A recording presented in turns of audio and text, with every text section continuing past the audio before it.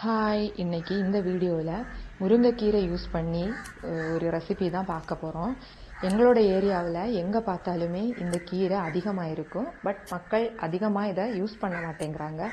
இந்த கீரையில் நம்ம உடம்புக்கு தேவையான கால்சியம், அயன், புரதச்சத்து, நார்ச்சத்து, அப்புறம் நம்ம ப்ரெக்னென்சி டைமில் நம்ம உடம்புல பிளட் கவுண்ட் கம்மியாகும். அதுக்கப்புறம் வீக்காக இருப்போம். அந்த டைமில் டாக்டர்ஸ் அட்வைஸ் பண்ணக்கூடிய ஃபஸ்ட்டு ஃபுட் என்னதுன்னா இந்த கீரை தான். ஸோ இந்த கீரையை யூஸ் பண்ணி நம்ம இந்த வீடியோவில் சாம்பார் எப்படி செய்கிறதுன்னு தான் பார்க்க போகிறோம். கீரையில் இருக்கிற இலையை எடுக்கிறதுக்கு இந்த மெத்தட் யூஸ் பண்ணி நம்ம ஈஸியாக அதில் இருந்த அந்த காம்பை செப்பரேட் பண்ணி எடுத்துடலாம். வாங்க சாம்பார் செய்யலாம். அதுக்கு நான் இங்கே 2 கப் சாம்பார் பருப்பு எடுத்து ஒரு விசில் விட்டு வேக வச்சு எடுத்திருக்கேன். அந்த பருப்பு கூட ஒரு பெரிய தக்காளி, ஒரு பெரிய வெங்காயம், 2 உருளைக்கிழங்கு, 3 பச்சை மிளகா, அப்புறம் நம்ம எடுத்து வச்சிருந்த கீரையை நல்லா வாஷ் பண்ணி அதையும் சேர்த்துக்கோங்க. கீரை கொஞ்சம் அதிகமாகவே எடுத்துக்கோங்க, ஏன்னா இது கீரை சாம்பார் ஆனதுனால அது அதிகமாக எடுத்துக்கோங்க.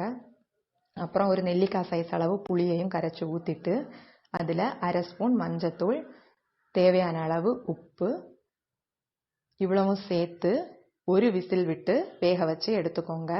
வேறு வெஜிடபிள் எதுவுமே நம்ம இதில் யூஸ் பண்ணலை, கீரை மட்டும்தான் யூஸ் பண்ணியிருக்கோம். பாருங்க, சாம்பார் வெந்து வந்திருக்கு. அப்புறம் இது வேக வச்சு கொதிச்சதுக்கப்புறம் கொஞ்சமாக மல்லி இலை விட்டுட்டு ஸ்டவ்வை ஆஃப் பண்ணிக்கோங்க. இப்போ தாளிக்கிறதுக்கு ஒரு பேனில் கொஞ்சமாக எண்ணெய் விட்டு அதில் கடுகு, 2 வரமிளகா, கருவேப்பிலை, 2 சின்ன வெங்காயம் இவ்வளோத்தையும் சேர்த்து தாளிச்சிட்டு அதில் 2 ஸ்பூன் சாம்பார் பவுடர் சேர்த்துக்கோங்க. கூடவே கொஞ்சம் பெருங்காயம் இவ்வளோத்தையும் வதக்கிட்டு நம்ம சேர்த்தோன்னா அதில் ஒரு ஃப்ளேவர் வரும். சேர்த்து மிக்ஸ் பண்ணிவிட்டு ஸ்டவ்வை ஆஃப் பண்ணிக்கோங்க. இது சாதம், இட்லி, தோசை இது கூட சாப்பிட்றதுக்கு நல்ல ஒரு காம்பினேஷனான ஒரு ஹெல்த்தியான ரெசிபி. ட்ரை பண்ணி பாருங்கள். இந்த வீடியோ பிடிச்சிருந்துச்சுன்னா எங்களோட சேனலை சப்ஸ்கிரைப்